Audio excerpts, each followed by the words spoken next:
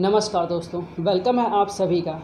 आज का हमारा टॉपिक है उत्तर प्रदेश की जो अनुसूचित जनजाति है उनको लेके हमारी टॉपिक है और इस पे क्वेश्चंस कैसे कैसे बनते हैं उनको हम डिस्कस करेंगे। स्पेशली हमें करना क्या है, इस वीडियो में हम रीडिंग करना शुरू करेंगे। ठीक है, आपके इधर स्लाइड लगा रहेगा, उस इमेजेस के माध्यम से आप समझेंगे कि क्या क्या चीज़ें इसमें हैं। जो क्वेश्चन बनेगा, ठीक है, वहाँ उस पार्ट पे अंडरलाइन किया गया है। तो आइए इसी के साथ साथ रीडिंग करने को भी हम लोगों को मिलेगा और साथ ही जिस बुक से मैं आपको बता रहा हूँ उस बुक को आपको परचेज़ करने की भी कोई ज़रूरत नहीं रहेगी। तो आइए शुरू करते हैं। 2011 की जनगणना के अनुसार राज्य में अनुसूचित जनजातियों की कुल जनसंख्या कितनी है, ये क्वेश्चन आपसे पूछा जा सकता है। तो आपका आंसर इसमें बन रहा है 11,34,273। ठीक है, ये फैक्ट आपसे पूछा जाता है पेपर में। हालांकि 2021 में जनगणना चेंज हो जाएगी, लेकिन 2011 के अकॉर्डिंग अभी भी याद रखना है। ठीक है, जो कि 0.6% है।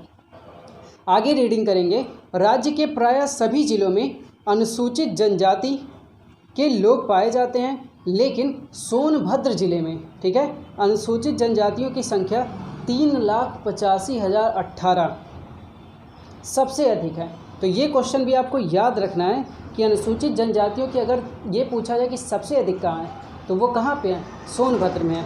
संख्या भी आप याद रख सकते हैं। ठीक है, आगे रीडिंग पढ़ेंगे। उसके बाद बलिया और सबसे कम बागपत में है। ठीक है, तो सबसे अधिक पहले सोनभद्र में है, उसके बाद जो सबसे अधिक है वो बलिया में है, और फिर नेक्स्ट फैक्ट आपके पास जो है कि सबसे कम, एकदम कम, ठीक है, बागपत में है। ठीक है, सबसे कम कहाँ पे है, बागपत। आइए आगे पढ़ते हैं। प्रदेश में 2003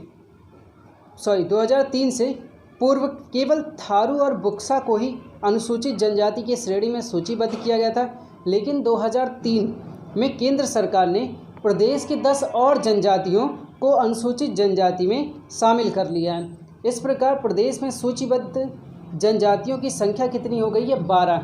आपसे पूछा जा सकता है ये क्वेश्चन कि प्रदेश में अनुसूचित जनजाति का कितना मतलब संख्या, कितनी संख्या, कितने लोग हैं। ठीक है, तो आप बोल सकते हैं कि उनकी संख्या अब 12 हो गई है। ठीक है, और आगे पढ़ते हैं। जो कि प्रदेश के 19 जिलों में निवास करते हैं। ठीक है, 19 जिलों में ही ये 12 जनजातियाँ निवास करती हैं। ठीक है, नई सूची जनजाति इस प्रकार है, तो इसमें आपको दिया गया है, इस चीज़ को मैं आपको दिखा दूंगा। इसके आगे हम लोग बढ़ते हैं। ठीक है, आप एक क्वेश्चन इसमें याद रखिए, जहां मैं आपके सामने स्टार बना रहा हूं, इस फैक्ट पे आप देखिएगा, जो ये सूची तरीके से आपके पास है कि जनजाति है, जनपद जिनमें निवास करते हैं। तो आप एक याद रखिए, जो भुइयाँ या भुनिया, ठीक है, ये जनजाति है, ये सोनभद्र में पाई जाती है। ठीक है, सोनभद्र में।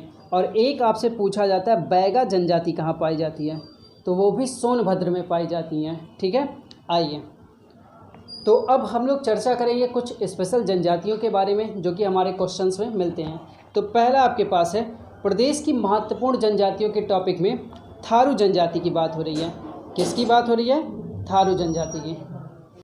थारू जनजाति की बात करते हैं। इसमें थारू जनजाति के लोग प्रदेश के तराई क्षेत्र के 5 जिलों में रहते हैं। ठीक है, तो आपको ये याद रखना है कि जो थारू जनजाति है वो किस क्षेत्र में स्पेशली निवास करती है, तो वो तराई क्षेत्र में। ठीक है, नेक्स्ट आपके पास वो जो 5 जिलों का नाम है, एक महाराजगंज है, सिद्धार्थनगर है, श्रावस्ती है, बहराइच है, लखीमपुर। तो अगर ये चीज़ें याद है तो बहुत अच्छी बात है, लेकिन आप ये ज़रूर याद रखिए कि 5 जिलों में है। ठीक है, तराई क्षेत्र में। आगे पढ़ते हैं। ये किरात वंश के हैं। मोस्ट इम्पॉर्टेंट क्वेश्चन आपसे पूछा जा सकता है कि ये जो थारू जनजाति है वो किस वंश से हैं, तो आंसर क्या रहेगा, किरात वंश से। आगे पढ़ते हैं। तथा कई उपजातियों में विभाजित हैं। थारू नाम की उत्पत्ति के विषय में कुछ विद्वानों का कहना है कि ये लोग जो थे राजपूताना के थार मरुस्थल से आकर यहाँ बसे हैं। कुछ लोगों का ऐसा कहना है, ये रियल नहीं है, लेकिन ऐसा कुछ लोगों का मानना है। अतः थारू कहलाते हैं। जो थार मरुस्थल से निकल के आए उन्हें थारू बोला गया। आगे है, थारू लोग जो होते हैं कद में छोटे होते हैं। आपसे कोई पूछे कि थारू जनजाति कैसे होते हैं, तो कद में छोटे होते हैं, चौड़ी मुख आकृति होती है और पीले रंग के होते हैं। और आगे पढ़ते हैं। पुरुषों से स्त्रियां कहीं अधिक आकर्षक और सुंदर होती हैं। और आगे लेते हैं फैक्ट। पारंपरिक थारू पुरुष लंगोटी की तरह धोती लपेटते हैं और बड़ी चोटी रखते हैं, जो हिंदुत्व का प्रतीक है। तो यही इनके बारे में एक फैक्ट आता है कि थारू लोग क्या करते हैं, हिंदुत्व को मानते हैं, मतलब हिंदू धर्म को मानते हैं। लेकिन अभी आगे कई सारे फैक्ट मिलेंगे जो थारू जनजाति को अच्छा नहीं है, मतलब एक हिंदू अकॉर्डिंग। ठीक है, आगे पढ़ते हैं। स्त्रियां रंगीन लहंगा, ओढ़नी, चोली और बूटेदार कुर्ता पहनती, इन्हें आभूषण प्रिय है, साथ शरीर पर गुदना गुदवाना। ठीक है, ये सारे फैक्ट हमारे हैं। आगे बढ़ते हैं। इनका भोजन चावल है, ये आप जरूर याद रखिए कि थारू लोग ज़्यादा पसंद क्या करते हैं, चावल को। आगे है दाल, दूध, दही और मछली, मांस भी खाते हैं। ये सूअर और मुर्गी पालते हैं। चावल द्वारा निर्मित जाड़ नामक मदिरा को ये स्वयं बनाते हैं। अगर कोई इससे पूछे या आपसे अगर ये फैक्ट पूछा जाए कि जाड़ जो होता है वो किससे निकलता है या किससे बनता है, तो आप बता सकते हैं कि चावल द्वारा निर्मित जाड़ नामक मदिरा को ये खुद बनाते हैं। ठीक है, और आगे बढ़ते हैं। थारू जनजाति में संयुक्त परिवार का प्रथा है। बहुत अच्छा क्वेश्चन आपसे पूछा जा सकता है कि इसमें से किस जनजाति का संयुक्त परिवार के रूप में प्रथा चलती है, तो थारू जनजाति की। और आगे बढ़ते हैं। परिवार का वृद्ध व्यक्ति संपूर्ण परिवार का मुखिया होता है, जैसे आज भी चलता आ रहा है। आगे पढ़ेंगे। थारुओं में विवाह के लिए वर पक्ष को कन्या पक्ष के यहाँ जाना पड़ता है। ठीक है, वर पक्ष को कन्या पक्ष के यहाँ जाना पड़ता है। विवाह बिना दहेज के बचपतियों जो बिचौलियों के माध्यम से तय होता है। विवाह तय हो जाता है तो उसे पक्की पोड़ी कहा जाता है। देख लीजिए, ये भी क्वेश्चन आपसे पूछा जा सकता है आने वाले दिनों में कि ये थारू जनजाति के विवाह, शादी विवाह होता है तो उसको स्पेशली एक नाम दिया गया है। वो नाम क्या है, पक्की पोड़ी। ठीक है, पक्की पोड़ी। और आगे बढ़ते हैं। इनमें विवाह का खर्च दोनों पक्ष मिलकर उठाते हैं। आगे, इनमें विवाह रस्म का संपादन भर्रा पुरोहित द्वारा कराया जाता है। आगे है, विवाह के अवसर पर मांस मछली भोजन का विशेष प्रचलन है, कोई दिक्कत नहीं। आगे नेक्स्ट फैक्ट है, थारुओं में विधवा विवाह की भी प्रथा है। ठीक है, तो ये प्रथा भी इनमें चलती है, विधवा विवाह की। आगे है, इस प्रकार के विवाह में भोज दिया जाता है जिसको लठ भरवा भोज कहते हैं। ठीक है, एक भोज का नाम इसमें दे दिया गया है कि जो भोज दिया जाता है उस वक्त लठ भरवा भोज। ठीक है, आगे देखिए, ये लोग हिंदू धर्म को मानते हैं। मेन फैक्ट आप याद रखिए कि थारू जनजाति क्या करती है, हिंदू धर्म को मानता है। ठीक है, आगे, इनके अनेक देवी देवता होते हैं। ये भूत प्रेत और जादू टोना इत्यादि में विश्वास करते हैं। ये देवी काली को अधिक मानते हैं। किसको सबसे अधिक मानते हैं, अगर भगवान के रूप में किसी का बोला है तो थारू जनजाति स्पेशली किसको मानती है, देवी काली को। ठीक है, आगे, भैरव और महादेव भी इनके आराध्य हैं। ठीक है, आगे, इनका शिवलिंग पत्थर का ना होकर बांस का होता है। ये रामकृष्ण की भी पूजा करते हैं। थारुओं के अनेक छोटे बड़े देवी देवता हैं। ठीक है, छोटे छोटे देवी देवता हैं बहुत सारे। तो इसमें फैक्ट आपको याद रखना है कि देवी काली को ये अधिक मानते हैं। आइए नेक्स्ट फैक्ट है, ये लोग हिंदुओं के सभी त्यौहार को मनाते हैं। ठीक है, जैसा कि हिंदू धर्म को मानते हैं तो हिंदुओं के सभी त्यौहार को भी ये लोग मनाते हैं। जैसे मकर संक्रांति को मनाते हैं, होली को मनाते हैं, कन्हैया अष्टमी मतलब जन्माष्टमी को भी ये लोग सेलिब्रेट करते हैं, जो अभी चल रहा है। दशहरा और बजहर थारुओं के मुख्य त्यौहार हैं। ठीक, ये सारी चीज़ें ये लोग सेलिब्रेट करते हैं।